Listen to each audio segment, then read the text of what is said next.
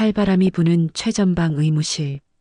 그곳에 순직한 소방관 아버지가 남긴 단 하나의 유언. 사람의 생명에는 타협이 없다는 원칙을 가슴에 새긴 한 여군 하사가 있었습니다.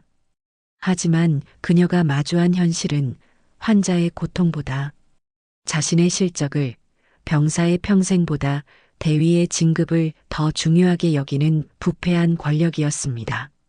정의를 외치는 목소리는 항명으로 되돌아왔고, 양심을 지키려는 몸부림은 마약범이라는 잔인한 누명으로 돌아왔습니다. 보복은 교묘했고 모든 증거는 그녀를 범인으로 지목하고 있었습니다. 모두가 등을 돌린 절망의 순간, 그녀의 마지막을 심판하기 위해 열린 징계위원회. 하지만 그는 몰랐습니다. 그가 짓밟으려 했던 그 부하가 대한민국 군 의료계의 정점에 서 있는 의무사령관의 숨겨진 딸이었다는 것을, 그리고 그 분노한 아버지가 지금 문 밖에서 모든 것을 듣고 있었다는 것을 말입니다. 강원도 화천군에 위치한 제77보병 여단은 한파 특보와 함께 찾아온 동계훈련 시즌을 맞이하고 있었습니다. 해발 700m 고지에 자리 잡은 부대의 특성상 이맘때면 어김없이 영하 10도를 오르내리는 매서운 추위가 장병들을 시험했습니다. 여단 본부 건물 2층 구석에 자리한 의무실. 창문 너머로는 설악산 자락의 앙상한 나뭇가지들이 칼바람에 흔들리고 있었습니다. 오전 9시 30분 하진원 하사는 어제 족구 경기 중 손가락을 삔 김병장의 부목을 꼼꼼히 점검하고 있었습니다. 26의 나이 간호조무사 자격을 갖추고 부사관으로 임관한 지 2년 차에 접어든 그녀는 제77여단 의무실에서 가장 젊지만 가장 원칙을 중시하는 부사관이었습니다. 김병장, 부목은 절대 임의로 풀면 안 돼. 최소 2주는 고정해야 인대가 제대로 아문다. 하진원의 목소리는 차분했지만 단호했습니다. 검은색으로 단정하게 묶은 머리, 군복 위에 깔끔하게 입은 흰색 가운, 그리고 언제나 허리춤에 찬 혈압계와 청진기. 그녀의 모든 행동에는 의료인으로서의 엄격함이 배어 있었습니다. 알겠습니다, 하사님. 그런데 이거 진짜 2주나 해야 됩니까? 훈련 때 좀 불편해서. 김병장이 조심스럽게 물었습니다. 하진원은 잠시 그의 차트를 들여다보다가 고개를 저었습니다. 불편하겠지만 지금 제대로 안 치료하면 나중에 습관성 염자로 평생 고생한다. 내가 훈련 참가 여부는 의무대장님께 따로 말씀드릴게. 김병장은 고개를 끄덕이며 의무실을 나갔습니다. 하진원은 그의 차트에 부목 고정 2주, 격렬한 훈련 제한 권고라고 또박또박 기록했습니다. 15년 전 화재 현장에서 순직한 소방관 아버지. 그가 늘 말했던 사람의 생명과 안전에는 타협이 없다는 가르침이 그녀의 뼛속 깊이 새겨져 있었습니다. 오전 10시 의무실 문이 벌컥 열리며 김태석 대위가 들어섰습니다. 34세 나이 육군사관학교가 아닌 학사장교 출신으로 제77여단 의무대장을 맡은 지 2년 반. 그는 언제나처럼 미간을 찌푸린 채 손에 서류 뭉치를 들고 있었습니다. 하하사, 김병장 훈련 복귀 언제 가능해? 하진원은 자리에서 일어나 경례를 올렸습니다. 대위님, 최소 2주는 부목 고정이 필요합니다. 인대 손상이 예상보다 심합니다. 김태석의 눈썹이 꿈틀거렸습니다. 2주?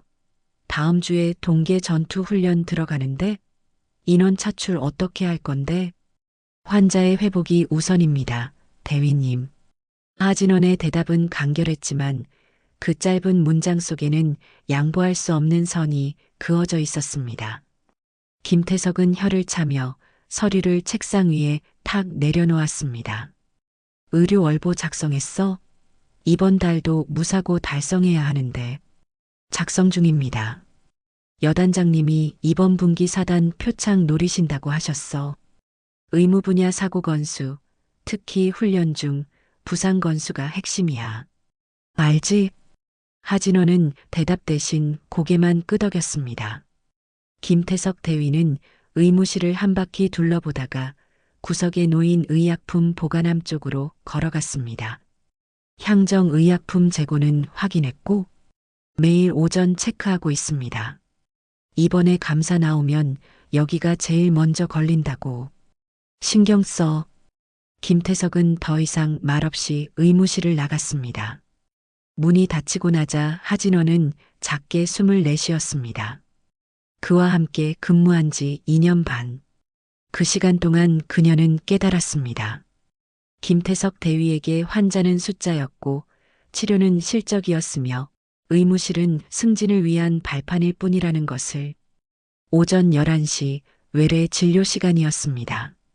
감기 증상을 호소하는 이등병, 무좀 치료를 받으러 온 상병, 만성 소화불량으로 고생하는 병장까지. 하진호는 한 명 한 명을 정성껏 진찰했습니다. 체온을 재고 목구멍을 살피고 복부를 촉진하며 증상을 꼼꼼히 기록했습니다. 그녀의 손길은 따뜻했고 목소리는 부드러웠습니다. 많이 힘들지? 이 약 먹고 이틀 지나도 열이 안 떨어지면 바로 다시 와. 복통이 심해지거나 혈변 보면 주저하지 말고 연락해. 그녀는 환자들의 눈을 똑바로 보며 말했습니다.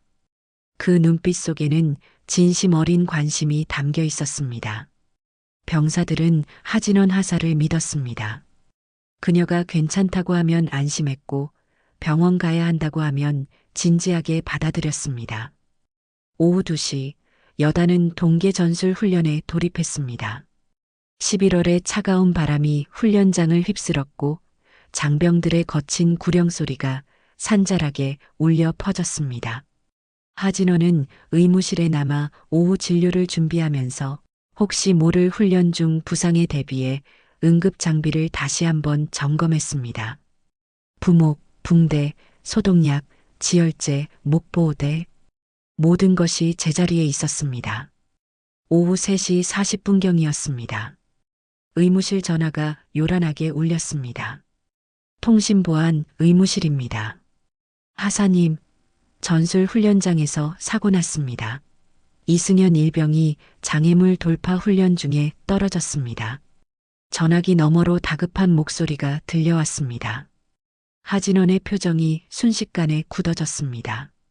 의식은 있나? 어디를 다쳤지? 의식은 있는데 발목을 심하게 접질렀습니다. 혼자 못 일어납니다. 알겠다. 즉시 들것으로 후송해. 목이나 허리는 괜찮나? 네, 떨어진 높이가 그렇게 높진 않았는데 착지를 잘못한 것 같습니다. 하진호는 전화를 끊자마자 응급 가방을 챙기고 의무실 침대를 정리했습니다. 그녀의 움직임은 신속했지만 절제되어 있었습니다. 2년간의 경험이 그녀의 몸에 각인시킨 훈련된 반응이었습니다. 5분 후 의무실 문이 거칠게 열리며 4명의 병사가 들것을 들고 들어왔습니다. 들것 위에는 21살의 이승현 일병이 창백한 얼굴로 누워 있었습니다. 그의 오른쪽 발목은 이미 눈에 띄게 부어올라 있었고 전투화 안쪽에서 기형적으로 꺾인 각도가 드러나 보였습니다. 침대에 눕혀. 하진원의 지시에 따라 4명의 병사들이 이승현을 의무실 침대로 조심스럽게 옮겼습니다. 이승현의 얼굴은 고통으로 일그러져 있었고 이마에는 식은 땀이 송골송골 맺혀 있었습니다. 하진호는 즉시 그의 전투화 끈을 풀기 시작했습니다. 이 일병, 내 눈 봐. 어디가 제일 아파? 하사님, 발목이 너무 아픕니다. 이승현의 목소리는 떨리고 있었습니다. 그는 처음 겪는 극심한 통증에 당황한 기색이 역력했습니다. 하진호는 최대한 부드럽게 그의 전투화를 벗겼습니다. 양말을 조심스럽게 걷어 올리자 오른쪽 발목의 참혹한 상태가 드러났습니다. 발목 외측이 자주빛으로 변색되어 있었고 부종은 이미 복숭아뼈를 완전히 덮을 정도로 심각했습니다. 하진원은 숨을 고르며 손가락 끝으로 조심스럽게 부상 부위를 촉진했습니다. 이승연이 고통스러운 신음을 흘렸습니다. 참아봐. 금방 끝나. 하진원은 발목의 안정성을 확인하기 위해 전방전이 검사를 시행했습니다.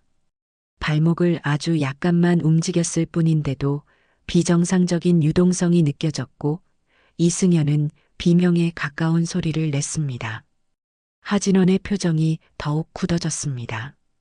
15년간 응급 현장을 누빈 아버지에게서 배운 감각, 그리고 2년간의 군 의무 경험이 말해주고 있었습니다. 이것은 단순 염자가 아니었습니다. 이 일병 떨어질 때 어떻게 착지했어?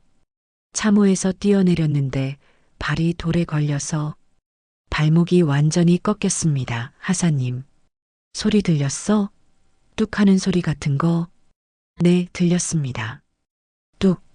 아니, 툭 하는 소리가 났습니다. 하진원은 침대 옆 기록지에 메모를 하며 혈압과 맥박을 측정했습니다. 혈압 135에 88, 맥박 98. 통증으로 인한 스트레스 반응이 수치에 나타나고 있었습니다. 그녀는 얼음 주머니를 준비하며 빠르게 상황을 판단했습니다. 발목 외측 인대 파열 가능성 90% 이상. 즉각적인 정형외과 진료와 MRI 검사가 필요한 상황이었습니다. 이 일병, 일단 얼음찜질 할 거야. 움직이지 마. 하진원은 얼음 주머니를 부상 부위에 조심스럽게 올려놓고 탄력 붕대로 가볍게 고정했습니다. 그리고 진료 기록부를 펼쳐 또박또박 기록하기 시작했습니다. 2024년 11월 15일 15시 45분 이승연 일병 우측 발목 외측 인대 파열 의심 즉각 후송 필요. 바로 그때 의무실 문이 열리며 김태석 대위가 들어섰습니다. 훈련 중 사고 소식을 듣고 달려온 것이었습니다. 그의 얼굴에는 짜증과 불안이 뒤섞인 표정이 역력했습니다. 어떻게 됐어? 하진원은 자리에서 일어나 경례를 올렸습니다. 대위님, 우측 발목 외측 인대 파열로 판단됩니다. 즉각 사단 의무대로 후송이 필요합니다. 김태석의 눈빛이 날카로워졌습니다.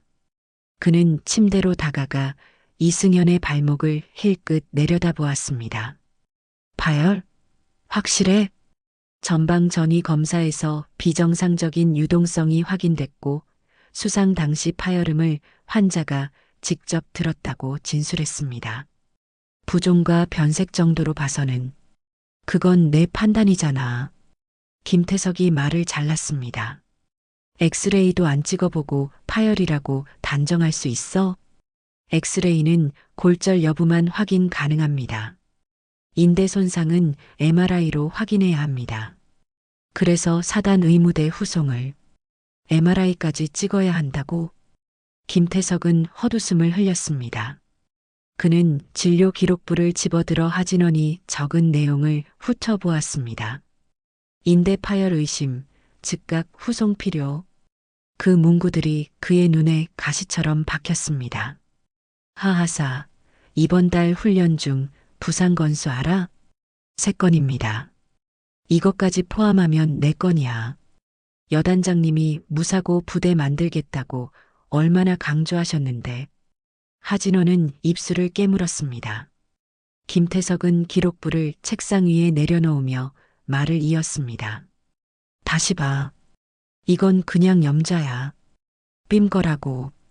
대위님, 이 정도 부종과 변색은 단순 염자가. 의료인이 환자 불안하게 만들면 어떡해. 파열이니 후송이니 하는 말은 확진 나고 나서 하는 거야. 김태석의 목소리에는 명령의 어조가 섞이기 시작했습니다. 그는 침대에 누운 이승연을 내려다보며 억지로 미소를 지었습니다. 이 일병 괜찮아. 그냥 삔 거야. 며칠 쉬면 나아. 이승연은 불안한 눈빛으로 하진원과 김태석을 번갈아 보았습니다. 하진호는 주먹을 쥐었습니다. 그녀의 머릿속에서 15년 전 아버지의 목소리가 울렸습니다. 진원아, 의료인은 환자에게 거짓말하면 안 된다. 환자의 생명보다 중요한 건 이 세상에 없어. 대위님, 하진원의 목소리는 떨리지 않았습니다. 의료인으로서 양심을 걸고 말씀드리는데 이 환자는 후송이 필요합니다. 하하사. 김태석의 표정이 차갑게 굳었습니다. 내가 지금 내 의견을 물어본 거야? 후송하지 않으면 이 일병은 제때 치료를 받지 못해 평생 후유증을 안고 살 수 있습니다. 의무대장이 나야, 내가 나야? 김태석의 목소리가 높아졌습니다. 의무실 안이 순간 정적에 휩싸였습니다.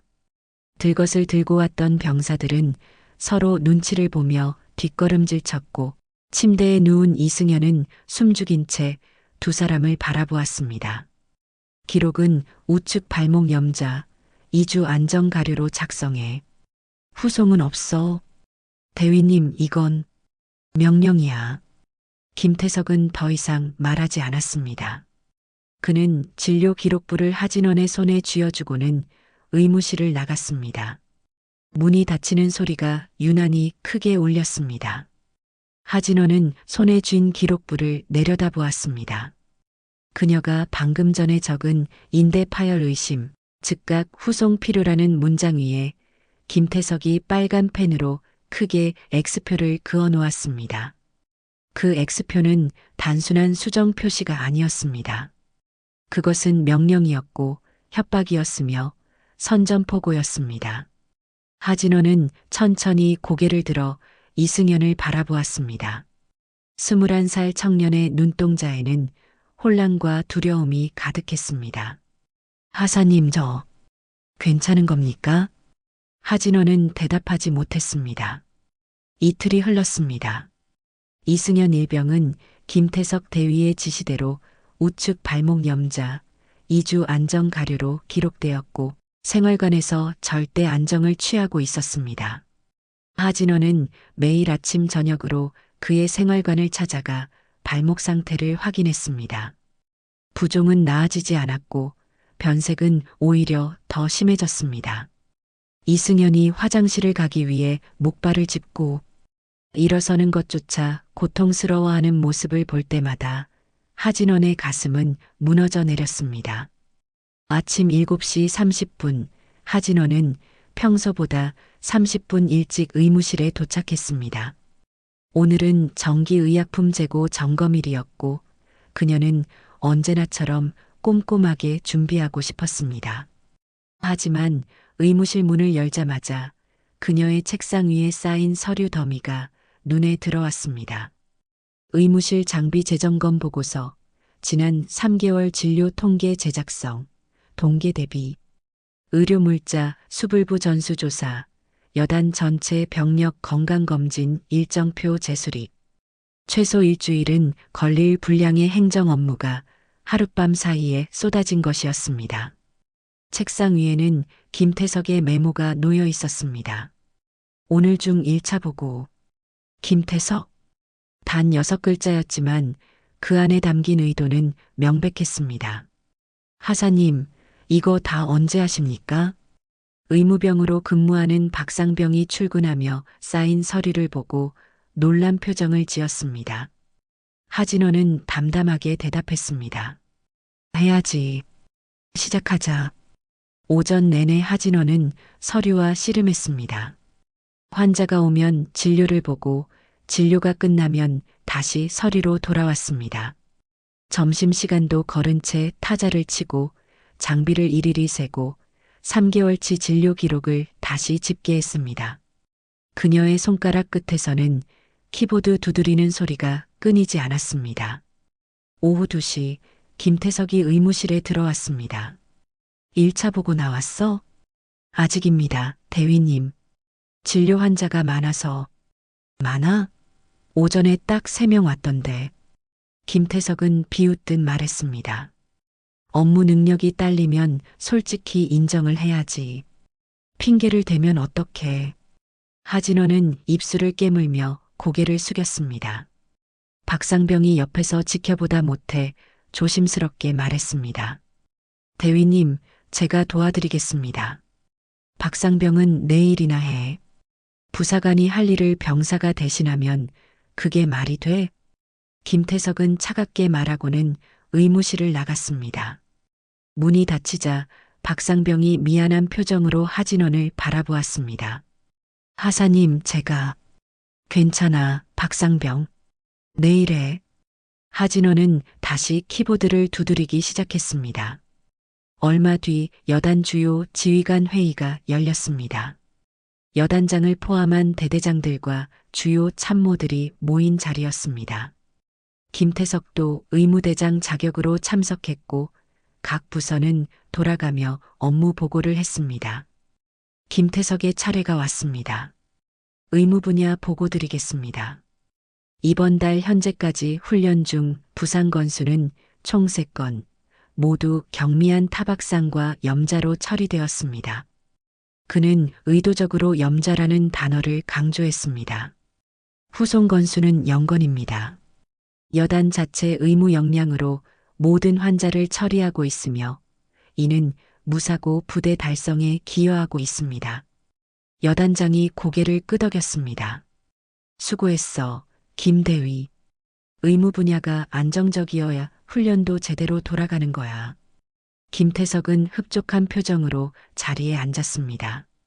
회의가 끝난 후 그는 복도에서 작전과장 이소령과 마주쳤습니다. 김대위, 의무실 분위기 어때? 요즘 하하사가 좀 힘들어 보이던데. 이소령은 지난주 감기로 의무실을 방문했을 때 하진원의 지친 모습을 본 적이 있었습니다. 김태석은 태연하게 대답했습니다. 원래 일 배우는 과정이 힘든 거 아니겠습니까? 부사관으로서 행정 업무 처리 능력을 키워야죠. 그래도 너무 무리시키는 거 아니야? 젊은 여군이. 소령님, 군인에게 남녀가 따로 있습니까? 김태석의 목소리에는 약간의 날이 서 있었습니다. 하하사가 스스로 성장하려면 이 정도 업무량은 소화해야 합니다. 이소령은 더 이상 말하지 않았습니다. 한편 의무실에서는 정기부대 건강교육이 열렸습니다. 겨울철 동상 예방과 응급처치에 관한 내용이었고 각 중대에서 선발된 30여 명의 병사들이 참석했습니다. 하진원이 교육을 진행하기로 되어 있었습니다. 오후 2시 교육이 시작되기 직전이었습니다. 김태석이 갑자기 교육장에 들어왔습니다. 하하사, 교환 검토 받았어? 어제 보고 드렸습니다, 대위님. 내가 언제 승인했어? 하진원은 당황했습니다. 어제 저녁 김태석에게 교환을 제출했을 때 그는 대충 후쳐보고는 알았어라고만 말했었습니다. 대위님께서 확인하셨는데 확인과 승인은 다른 거야. 승인 안 난 교환으로 교육하면 어떡해. 병사들은 어리둥절한 표정으로 두 사람을 바라보았습니다. 김태석은 교환을 집어들고 페이지를 넘기다가 한 부분을 가리켰습니다. 여기 동상 응급처치. 따뜻한 물에 담근다. 온도는 38도에서 40도 사이입니다. 교환에 명시돼 있어. 아, 구두로 설명하려고. 교육 자료는 완벽해야 해. 이런 식으로 대충대충 하면 안 돼. 김태석은 병사들을 향해 돌아섰습니다. 오늘 교육은 취소다. 교환 수정 후 다음 주에 다시 하겠다. 해산. 병사들이 웅성거리며 교육장을 빠져나갔습니다. 하진원은 그 자리에 서서 주먹을 쥔 채 떨고 있었습니다. 김태석은 교환을 그녀의 손에 쥐어주며 낮은 목소리로 말했습니다. 명심해, 하하사. 여기선 내가 책임자야. 내 마음대로 할 수 있는 곳이 아니라고. 그날 저녁 하진원은 생활관으로 돌아와 침대에 누웠습니다. 천장을 바라보며 그녀는 지난 사흘을 되돌아보았습니다. 끝없이 쏟아지는 행정 업무, 회의 석상에서의 은근한 폄하, 병사들 앞에서의 공개적인 망신. 김태석 대위의 보복은 교묘했습니다. 직접적인 폭언이나 폭행이 아니라 업무라는 이름으로, 지도라는 명목으로, 규정이라는 명분으로 그녀를 짓눌렀습니다. 핸드폰을 꺼내 들었습니다. 어머니에게서 온 문자가 있었습니다. 진원아, 요즘 어때? 힘들면 언제든 엄마한테 얘기해. 하진원은 답장을 쓰려다가 멈췄습니다. 어머니에게 말하면 어머니는 양아버지인 이강혁 소장에게 알릴 것이었습니다. 그리고 그 순간 하진원이 그토록 거부했던 배경이 작동하게 될 것이었습니다. 아니야. 내가 해결할 수 있어. 하진원은 핸드폰을 내려놓았습니다. 그녀는 아직 포기하지 않았습니다. 하지만 그녀의 눈가에는 어느새 깊은 그늘이 드리워져 있었습니다. 다음 날 금요일 오전 8시, 의무실은 한 주를 마무리하는 정기 점검으로 분주했습니다. 하진원은 박상병과 함께 의약품 재고 조사를 진행하고 있었습니다. 매주 금요일마다 반복되는 일상적인 업무였지만 특히 향정신성 의약품은 더욱 신중하게 확인해야 했습니다. 군 의무실에서 가장 엄격하게 관리되는 품목이었기 때문입니다. 박상병, 졸피뎀 10mg 재고 확인. 장부상 50정, 실물 50정 일치합니다. 하사님. 알프라졸람 0.25mg. 장부상 80정, 실물 80정 일치합니다. 하진원은 하나하나 체크리스트에 표시하며 재고를 대조했습니다. 모든 수치가 정확히 일치했습니다. 그녀는 안도의 한숨을 쉬며 재고 조사 보고서에 서명했습니다. 2024년 11월 20일 8시 30분 향정신성 의약품 재고 이상 없음. 하진원. 오전 9시 김태석이 의무실에 들어왔습니다. 재고 점검 끝났어? 네, 대위님. 모두 정상입니다. 하진원은 보고서를 건넸습니다. 김태석은 대충 훑어보더니 고개를 끄덕였습니다. 수고했어. 오늘 오후에 사단 의무감 나오신다. 의무실 정리 확실히 해놔. 알겠습니다. 김태석은 보고서를 들고 나갔습니다. 하진원은 박상병과 함께 의무실 청소를 시작했습니다. 바닥을 닦고 침대 시트를 교체하고 의료기구들을 소독했습니다.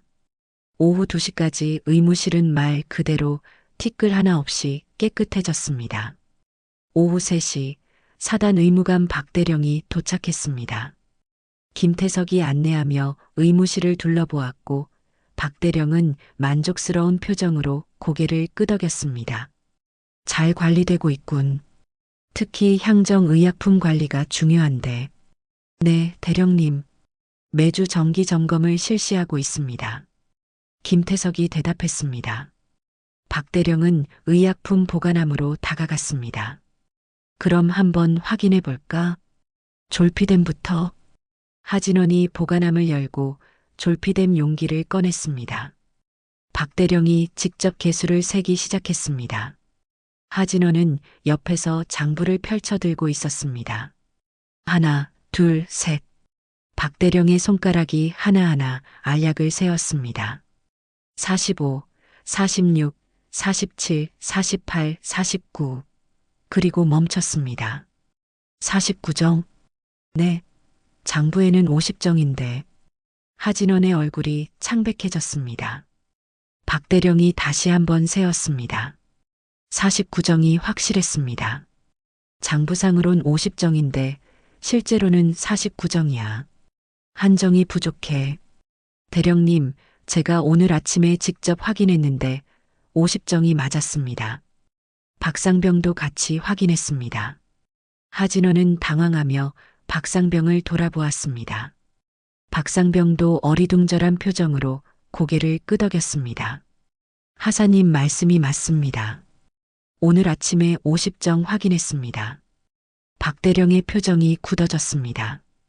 그럼 아침 이후에 분실된 거야? 아닙니다, 대령님. 의무실은 제가 계속 지키고 있었고. 하하사. 김태석이 날카로운 목소리로 끼어들었습니다. 오늘 점심시간에 내가 30분 정도 자리 비웠잖아. 하진원은 움찔했습니다. 오늘 점심 그녀는 이승연 일병의 발목 상태를 확인하기 위해 생활관에 다녀왔었습니다. 20분 정도 자리를 비운 것이 사실이었습니다. 그건 이 일병 진료 때문에 잠깐. 그 사이에 누가 들어왔는지 확인했어? 의무실 문은 잠가놨습니다. 그럼 열쇠는 어디 있었는데? 하진원은 입을 다물었습니다. 열쇠는 그녀의 책상 서랍에 있었습니다. 잠가 놓았지만 서랍 자물쇠는 간단한 것이어서 열려고 마음먹으면 열 수 있었습니다. 박대령이 심각한 표정으로 말했습니다. 향정신성 의약품 분실은 중대 사안이야. 즉각 보고하고 조사해야 해. 대령님, 제가 절대 나는 내가 했다는 게 아니야, 하하사. 하지만 관리 책임자는 너잖아. 박대령은 김태석을 바라보았습니다. 김대위, 이거는 정확히 조사해서 보고하도록. 알겠습니다, 대령님. 김태석의 목소리는 침착했지만 그의 눈빛에는 묘한 빛이 감돌았습니다. 다음 날 토요일 아침 7시 전 여단 병력이 연병장에 집결했습니다. 주말 아침 점호였습니다. 약 800여 명의 장병들이 중대별로 정렬에 서 있었고 여단장 이하 주요 지휘관들이 단상 앞에 도열했습니다. 여단장의 훈시가 끝난 후 김태석이 단상으로 올라갔습니다. 하진원은 의무요원 위치에 서서 불안한 마음으로 그를 바라보았습니다. 어제 사단 의무감 점검 결과에 대해 말하겠다. 김태석의 목소리가 확성기를 통해 운동장에 울려 퍼졌습니다. 의무실에서 향정신성 의약품 졸피뎀 한정이 분실되는 사고가 발생했다. 관리 책임자인 하진원 하사의 관리 소홀로 인한 것이다. 800명의 시선이 일제히 하진원에게 쏠렸습니다. 그녀는 얼어붙은 채 그 자리에 서 있었습니다. 향정신성 의약품은 마약류와 동일하게 취급되는 품목이다. 이런 기본적인 관리도 못하는 부사관이 의무실에서 근무한다는 것은 부대 전체의 수치다. 김태석의 말 한마디 한마디가 하진원의 가슴에 비수처럼 꽂혔습니다. 여단장님께 보고드려 하진원 하사를 징계위원회에 회부하기로 결정했다. 모든 장병은 이번 사례를 타산지석으로 삼아 자신의 임무에 철저를 기하기 바란다. 김태석은 단상에서 내려왔습니다. 점호가 끝나고 해산 명령이 떨어졌지만 하진원은 그 자리에 우두커니 서 있었습니다. 지나가는 병사들의 수군거림이 귀에 들렸습니다. 저 하사님이 약을 잃어버렸대. 향정의약품이면 큰일 나는 거 아냐? 징계위원회 회부됐다잖아. 최소 감봉 아니면 강등이래. 하진원은 비틀거리며 의무실로 돌아왔습니다. 텅 빈 의무실에서 그녀는 책상에 주저앉았습니다. 손이 떨렸고 숨이 가빠졌습니다. 분명 오늘 아침에는 50정이 맞았습니다. 박상병도 확인했습니다. 그런데 어떻게 한정이 사라진 것일까? 문득 김태석의 얼굴이 떠올랐습니다. 재고 점검 보고서를 받고 나간 그 사단 의무감이 오기 직전에 그 시간, 점심시간 동안 그녀가 자리를 비운 그 20분, 모든 것이 너무나 완벽하게 맞아떨어졌습니다. 하진원은 주먹으로 책상을 쳤습니다. 분노가 치밀어 올랐지만 그 분노는 곧 무력감으로 바뀌었습니다. 증거가 없었습니다. 그녀는 단지 의심할 뿐 아무것도 증명할 수 없었습니다. 책상 위에 놓인 징계위원회 소집 통지서가 눈에 들어왔습니다. 여단 징계위원회 출석 요망. 혐의 향정신성 의약품 관리 소홀. 일주일 후였습니다. 하진원은 고개를 들어 창밖을 바라보았습니다. 겨울의 차가운 바람이 앙상한 나뭇가지를 흔들고 있었습니다. 그녀의 눈빛은 공허했고 얼굴은 창백했습니다. 모든 것이 무너져 내리고 있었습니다. 다음 날 하진호는 생활관 침대에 누워 천장을 바라보고 있었습니다. 아침 점호에서의 공개적인 망신 이후 부대 전체가 그녀를 바라보는 시선이 달라졌습니다. 복도를 지나갈 때마다 수군거리는 소리가 들렸고 식당에서 밥을 먹을 때면 주변 테이블이 조용해졌습니다. 그녀는 순식간에 사고친 여군이 되어 있었습니다. 핸드폰을 켰습니다. 어머니에게서 온 부재중 전화가 3통이나 쌓여 있었습니다. 문자도 여러 개 와 있었습니다. 진원아, 무슨 일 있니? 전화 좀 받아라. 엄마가 걱정되니까 연락해. 하진호는 전화기를 꺼버렸습니다. 어머니의 목소리를 들으면 그녀는 버틸 수 없을 것 같았습니다. 침대 옆 작은 서랍을 열었습니다. 그 안에는 낡은 사진 한 장이 소중히 보관되어 있었습니다. 15년 전 소방관 제복을 입은 아버지가 어린 하진원을 안고 활짝 웃고 있는 사진이었습니다.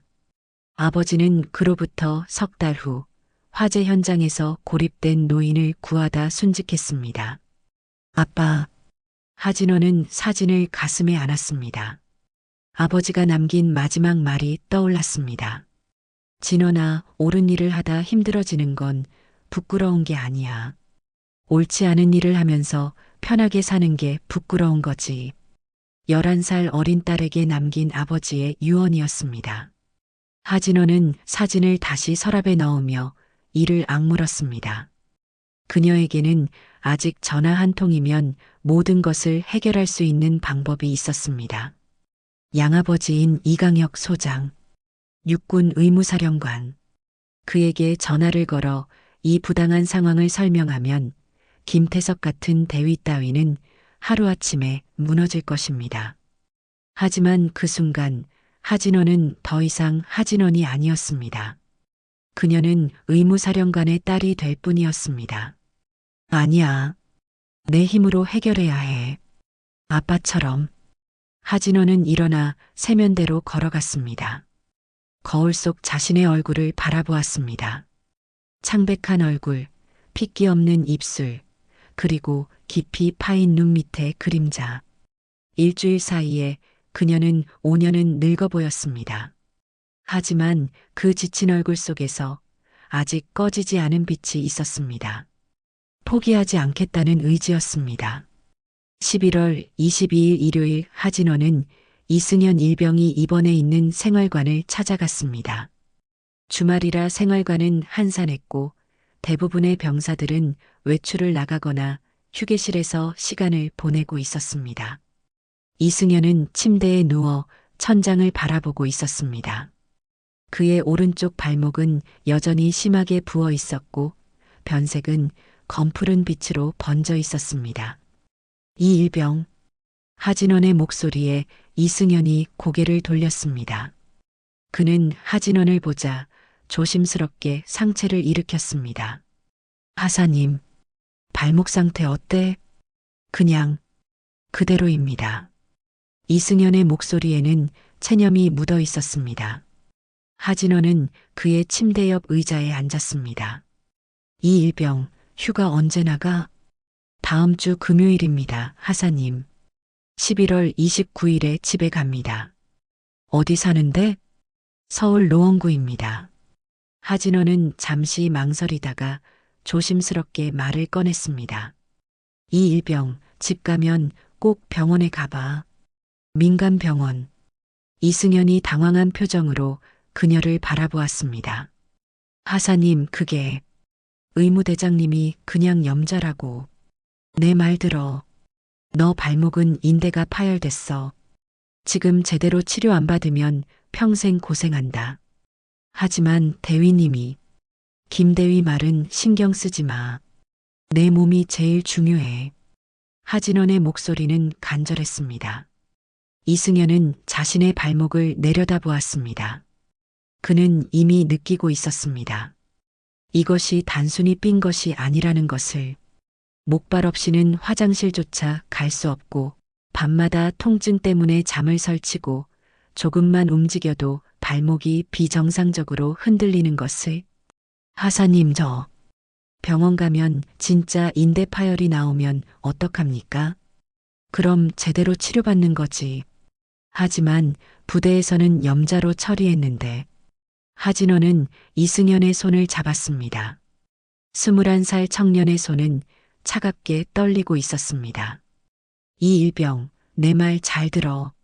너는 군인이기 전에 한 사람이야. 내 몸을 지킬 권리가 있어. 병원 가서 정확한 진단받고 진단서 받아. 그리고 하진호는 잠시 말을 멈췄습니다. 그녀가 지금 하려는 말은 위험한 것이었습니다. 하지만 이것이 그녀에게 남은 유일한 희망이었습니다. 진단서 받으면 내 아버지한테 보여드려. 사실대로 말씀드려. 부대에서 후송을 거부했고 제대로 치료받지 못했다고. 이승연의 눈이 커졌습니다. 하사님, 그건 내 아버지가 어떻게 하실지는 아버지가 결정하실 거야. 하지만 최소한 내 상태가 어떤지는 알려드려야 하지 않겠니? 이승연은 입술을 깨물었습니다. 그의 아버지는 작은 인쇄소를 운영하는 평범한 가장이었지만 아들에 대한 사랑만큼은 누구보다 컸습니다. 입대 전날 아버지는 그의 어깨를 잡고 말했습니다. 승연아, 군대 가서 다치지 마. 아빠한테는 내가 제일 소중하다. 하사님은 왜 이렇게까지 해주십니까? 이승연이 떨리는 목소리로 물었습니다. 하진호는 잠시 침묵했습니다. 그녀의 눈가에 미세한 떨림이 일었습니다. 나는 의료인이야. 환자를 지키는 게 내 일이고. 그리고 하진호는 창밖을 바라보았습니다. 그게 옳은 일이니까. 이승연은 고개를 끄덕였습니다. 하진호는 일어서며 그의 어깨를 가볍게 두드렸습니다. 집 가면 꼭 병원 가. 약속해. 알겠습니다, 하사님. 하진호는 생활관을 나왔습니다. 복도를 걸으며 그녀는 주먹을 쥐었습니다. 이제 그녀가 할 수 있는 일은 다 했습니다. 이승연이 민간병원에서 정확한 진단을 받고 그 진단서가 그의 아버지 손에 전해지고 그 분노한 아버지가 어떤 식으로든 움직이기를. 그것만이 그녀에게 남은 유일한 희망이었습니다. 의무실로 돌아오는 길, 하진호는 멀리 보이는 여단 본부 건물을 바라보았습니다.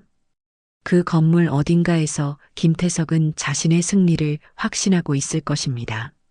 일주일 후 징계위원회가 열리고 그녀는 최소한 감봉이나 근신 처분을 받게 될 것입니다. 어쩌면 강등될 수도 있었습니다. 하지만 하진호는 고개를 들었습니다. 그녀는 아직 포기하지 않았습니다. 11월 29일 금요일 오전 10시 이승연 일병은 휴가증을 받아들고 부대를 나섰습니다. 7박 8일의 정기 휴가였습니다. 그는 목발을 짚고 절뚝거리며 부대 정문을 빠져나갔습니다. 발목의 통증은 2주가 지났지만 전혀 나아지지 않았고 오히려 더 심해진 것 같았습니다. 서울 노원구 이승연의 집. 오후 2시경 집에 도착한 이승연을 본 아버지 이철수 씨의 얼굴이 굳어졌습니다. 50대 중반 작은 인쇄소를 30년째 운영해온 그는 아들의 불편한 걸음걸이를 단번에 알아차렸습니다. 승연아, 다리 왜 그래? 아, 아빠. 훈련 중에 발목을 좀 삐었어요. 삐었다고? 2주나 지났는데도 저렇게 목발을 짚어? 이철수는 아들의 발목을 살폈습니다. 부종은 여전했고 변색된 부분은 누렇게 변해가고 있었습니다. 그의 표정이 심각해졌습니다. 승연아, 내일 당장 병원 가자. 이거 제대로 치료 안 받은 거 아니냐? 부대 의무실에서 괜찮다고 했어요. 그냥 염자래요. 염자가 2주 넘게 일해? 말이 되니? 내일 우리 동네 정형외과 선생님한테 보여드려야겠다. 11월 30일 토요일 오전 노원구의 한 정형외과 의원. 30년 경력의 정형외과 전문의 김상훈 원장은 이승연의 발목을 촉진하며 미간을 찌푸렸습니다. X-레이 촬영 후 그는 영상을 보며 고개를 저었습니다. 골절은 없습니다. 하지만 이건 단순 염자가 아니에요. 그럼 뭔데요, 선생님? 이철수가 다급하게 물었습니다. 김 원장은 발목 모형을 꺼내 설명하기 시작했습니다. 여기 보시면 발목 외측에 있는 인대가 있습니다. 정거비 인대라고 하는데 이게 파열된 것으로 보입니다. 엑스레이로는 명확하지 않지만 이 정도 부종과 불안정성이면 거의 확실해요. 인대가 파열됐다고요? 네. MRI를 찍어봐야 정확하지만 임상 소견상 2도에서 3도 파열입니다. 수상 후 얼마나 됐죠? 2주 좀 넘었습니다. 김 원장의 표정이 더욱 심각해졌습니다. 2주요? 골든타임을 완전히 놓쳤네요.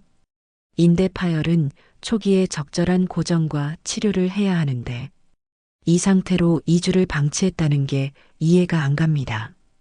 부대 의무실에서 뭐라고 했습니까?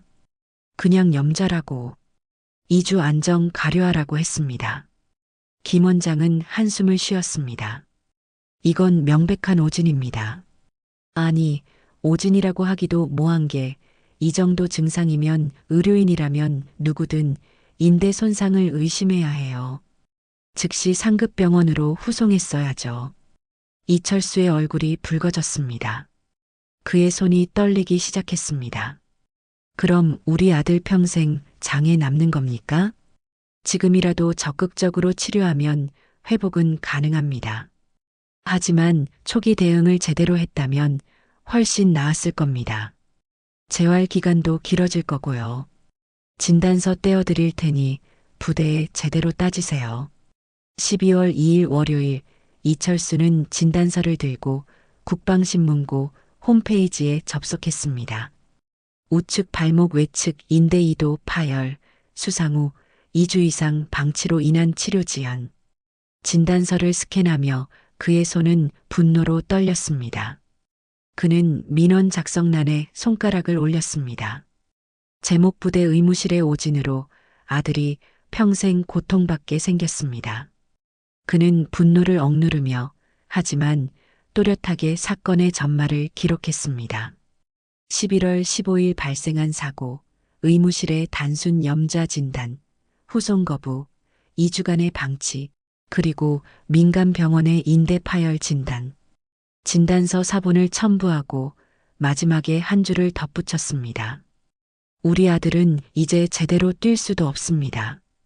담당 의무관의 무책임한 진료로 한 청년의 인생이 망가졌습니다. 철저한 조사를 요청합니다. 제출 버튼을 누르는 그의 손가락에는 힘이 들어가 있었습니다.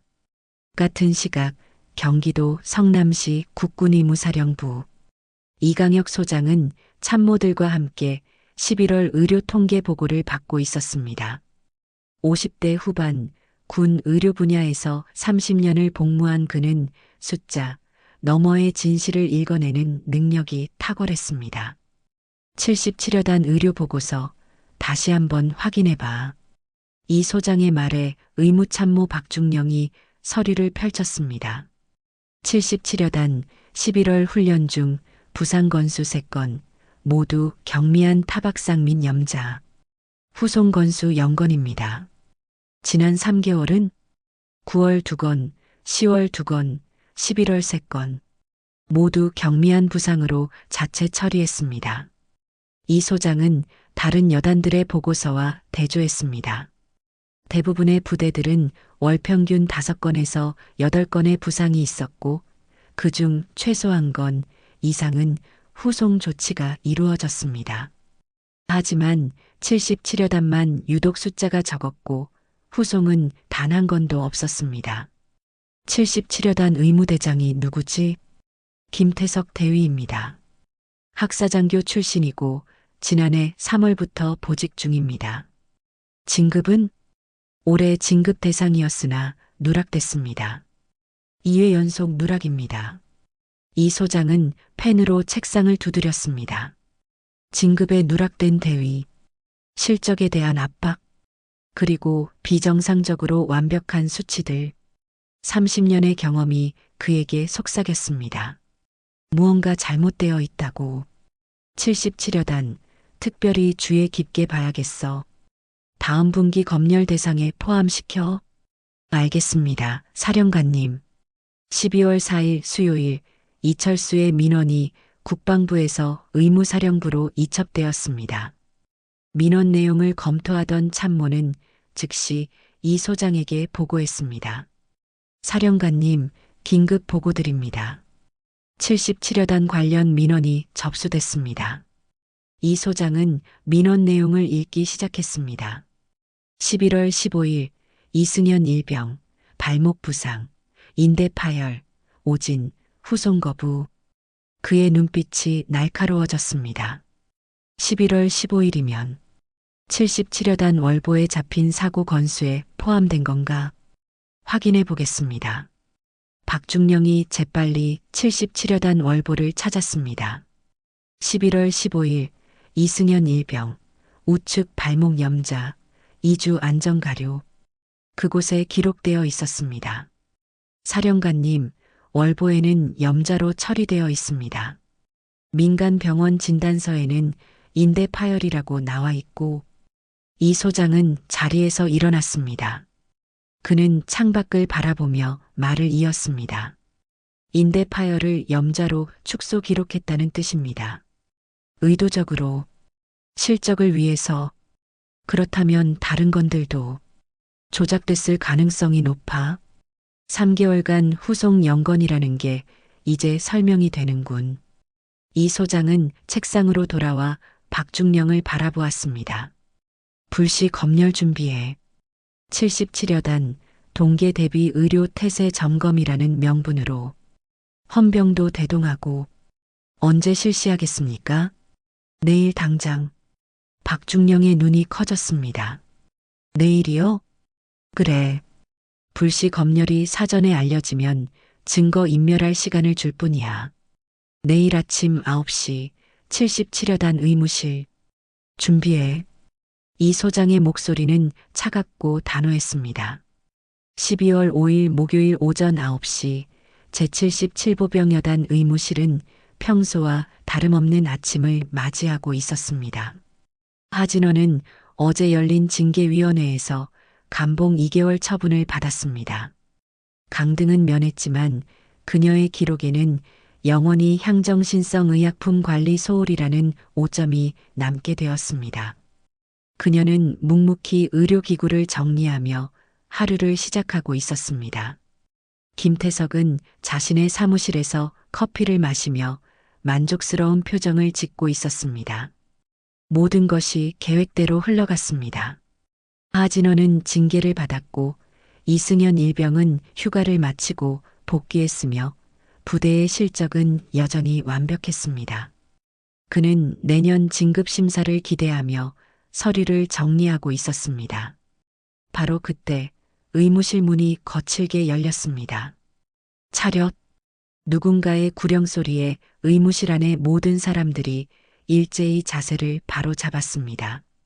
문 앞에는 별 2개가 빛나는 소장 계급장을 단 장성이 서 있었고 그 뒤로 군사경찰 완장을 찬 2명의 수사관이 따라 들어왔습니다. 이강혁 소장이었습니다. 하진원의 얼굴이 창백해졌습니다. 양아버지. 그녀는 연락하지 않았습니다. 그런데 그가 여기에 지금 이 의무실에 서 있었습니다. 김태석이 황급히 자신의 사무실에서 뛰쳐나왔습니다. 사령관님, 어떻게 오셨습니까? 김태석 대위. 예, 그렇습니다. 나는 의무사령관 이강혁 소장이다. 지금부터 이 의무실에 대한 불시 검열을 실시하겠다. 이 소장의 목소리는 차갑고 단호했습니다.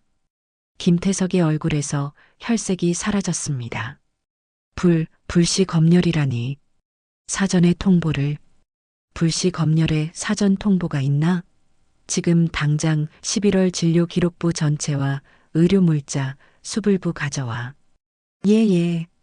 김태석은 떨리는 손으로 서류를 꺼내 이 소장에게 건넸습니다.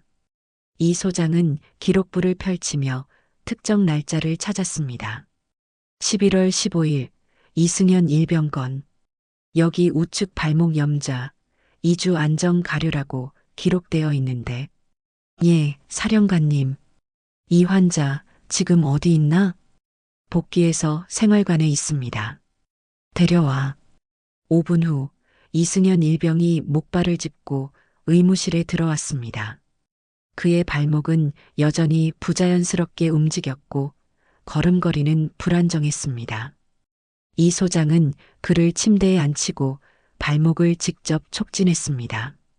아파? 예, 사령관님. 아직도 많이 아픕니다. 이 소장은 발목의 안정성을 확인했습니다. 전방 전이 검사, 내반 스트레스 검사, 명백한 불안정성이 감지되었습니다. 그는 고개를 들어 김태석을 바라보았습니다. 대위, 이게 단순 염자로 보이나? 그때는 그렇게 판단했습니다. 너는 의사야, 간호사야? 의무장교입니다. 의무장교면 기본적인 정형외과 검사법은 알겠네.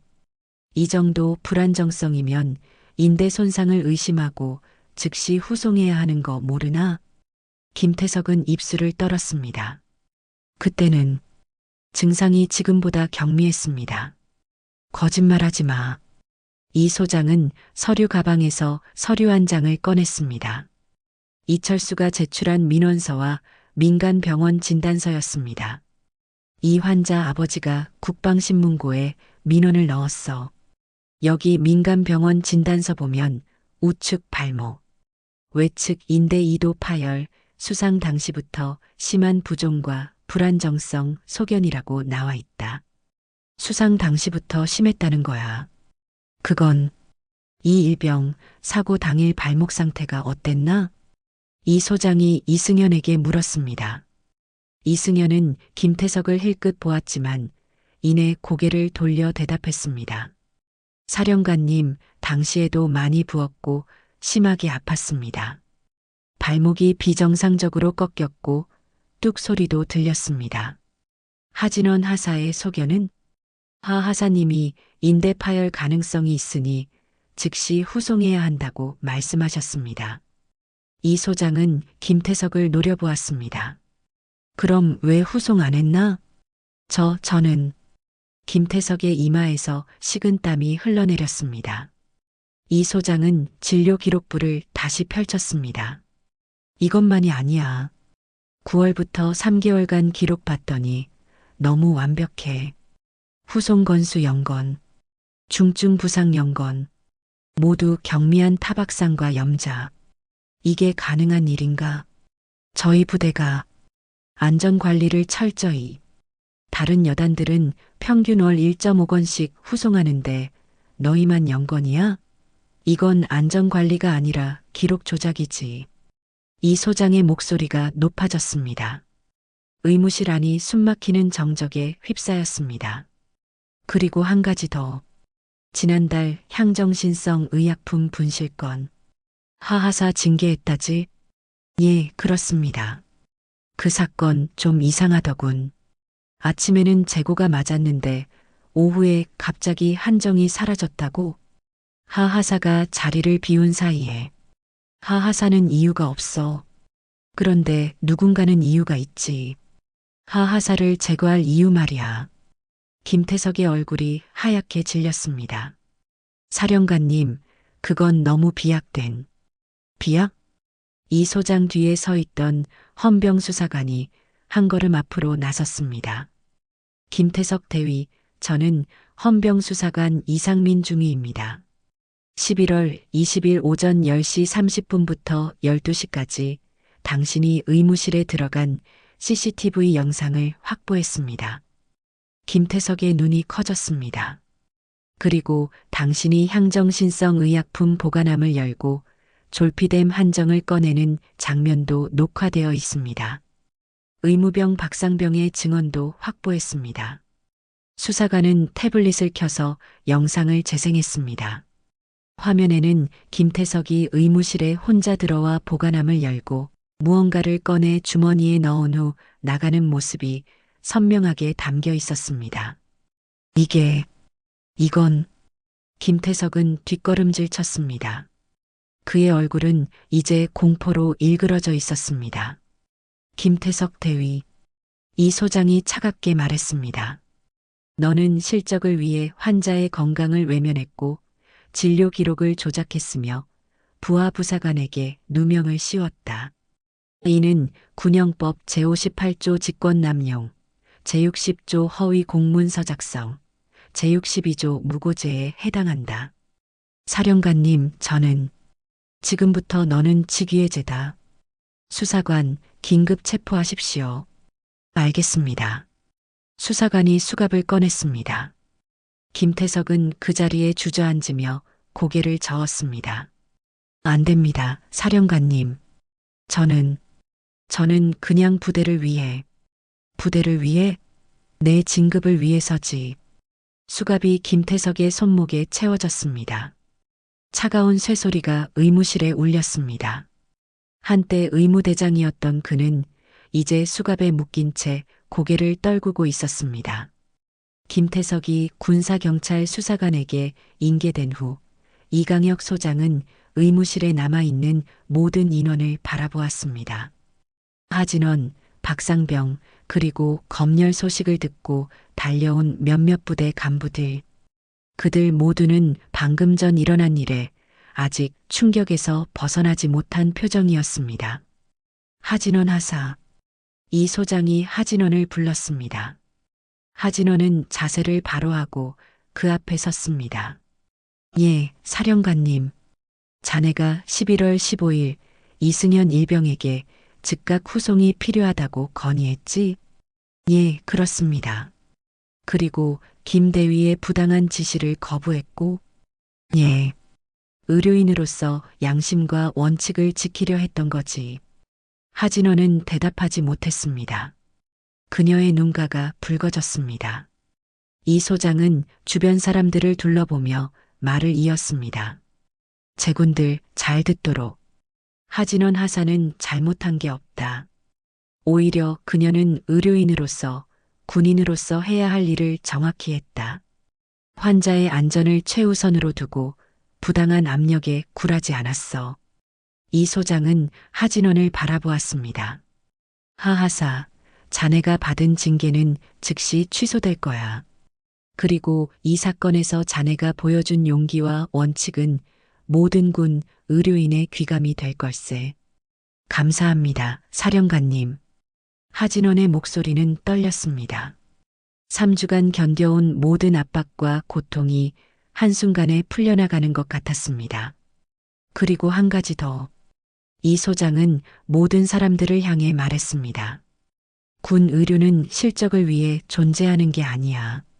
환자를 위해 존재한다. 한 명의 병사라도 소홀히 해서는 안 된다. 그들은 숫자가 아니라 사람이야. 누군가의 아들이고 형제다. 의무실은 숙연한 분위기에 휩싸였습니다. 77여 단 의무 분야는 앞으로 철저히 재정비될 것이고 다시는 이런 일이 일어나지 않도록 정군 의무부대에 이번 사건을 교훈으로 전파하겠다. 이 소장은 하진원을 다시 한번 바라보았습니다. 그의 눈빛에는 말로 표현할 수 없는 것들이 담겨 있었습니다. 자랑스러움, 미안함, 그리고 존중. 하진원도 그를 바라보았습니다. 두 사람은 말없이 서로를 응시했습니다. 양아버지와 딸이 아니었습니다. 그들은 그 순간 군 의료 체계를 지키려는 사령관과 원칙을 지킨 부사관이었습니다. 이 소장은 작게 고개를 끄덕였고 하진원도 고개를 숙여 답했습니다. 계속 수고해주게 하하사. 예, 사령관님. 최선을 다하겠습니다. 이 소장은 의무실을 나갔습니다. 그가 떠난 후 의무실에는 잠시 정적이 흘렀습니다. 박상병이 조심스럽게 하진원에게 다가왔습니다. 하사님 정말 다행입니다. 하진원은 미소 지었습니다. 3주 만에 처음 짓는 진짜 미소였습니다. 고생했어, 박상병. 내가 증언해줘서 고마워. 당연한 걸 했을 뿐입니다, 하사님. 12월 10일, 5일 후였습니다. 하진호는 물리치료실에서 재활운동을 하고 있는 이승현 일병을 찾았습니다. 사단 의무대에서 정밀 검사를 받고 돌아온 이승현은 이제 본격적인 재활치료를 시작하고 있었습니다. 그는 물리치료사의 지도 아래 발목 강화 운동을 하고 있었습니다. 이 일병, 하진원의 목소리에 이승현이 고개를 돌렸습니다. 하사님, 재활 어때? 많이 나아졌어? 네, 많이 좋아졌습니다. 의사 선생님이 꾸준히 하면 완전히 회복될 거라고 하셨습니다. 이승현의 얼굴은 밝았습니다. 3주 전 생활관 침대에 누워 체념한 표정을 짓던 그가 아니었습니다. 그는 희망을 되찾았습니다. 다행이다. 열심히 해. 완전히 나으면 또 뛸 수 있을 거야. 하사님, 이승현이 조심스럽게 말을 꺼냈습니다. 제가 하사님 덕분에 치료받을 수 있었습니다. 정말 감사합니다. 아니야. 내가 용기 내서 병원 간 거지. 그리고 내 아버지가 민원 넣어주신 거고. 그래도 하사님이 아니었으면 저는 그냥 포기했을 겁니다. 하진호는 이승현의 어깨를 가볍게 두드렸습니다. 너는 군인이기 전에 사람이야. 내 몸 지킬 권리 있어. 잊지 마. 네, 하사님. 하진호는 물리치료실을 나와 복도를 걸었습니다. 창밖으로 12월의 햇살이 따스하게 비쳐 들어왔습니다. 한 달 전 11월의 차가운 바람이 몰아치던 그 시절이 아득하게 느껴졌습니다. 주머니에서 핸드폰을 꺼냈습니다. 어머니에게서 온 문자가 있었습니다. 진원아, 아버지한테 들었어.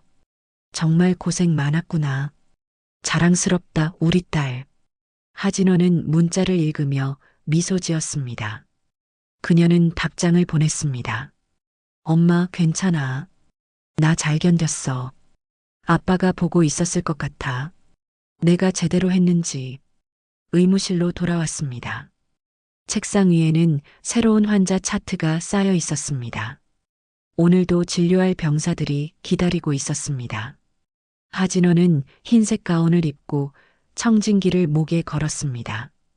그녀는 창밖을 잠시 바라보았습니다. 15년 전 아버지가 했던 말이 다시 떠올랐습니다.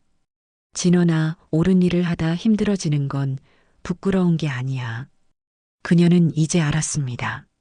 아버지의 말이 무엇을 의미하는지, 그리고 그 길을 걷는 것이 얼마나 힘들지만 동시에 얼마나 가치 있는 일인지. 의무실 문이 열리고 감기 증상을 호소하는 이등병이 들어왔습니다. 하사님, 목이 너무 아프고 열이 나는 것 같습니다. 하진호는 그를 침대로 안내하며 온화하게 말했습니다. 앉아봐. 체온부터 재자. 목구멍 보자. 그녀의 손길은 여전히 따뜻했고 목소리는 부드러웠습니다. 하진원 하사는 오늘도 자신의 자리에서 묵묵히 그리고 당당하게 원칙을 지키며 환자를 돌보고 있었습니다. 오늘의 사연은 여기까지입니다. 영상이 마음에 드셨다면 구독과 좋아요 부탁드릴게요. 천태만상이었습니다.